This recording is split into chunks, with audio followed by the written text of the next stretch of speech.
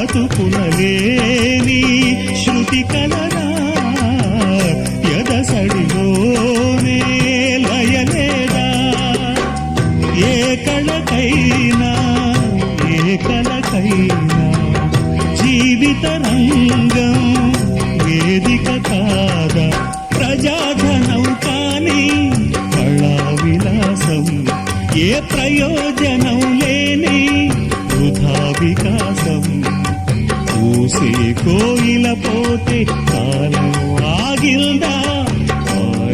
ఏనే పాడే మరో పదం రాదా మురళికి గల స్వరముల కళ పెదవిని విడి పలకదు కదా సరళి రాగనే వసంతం తన దరికి రాని వనాల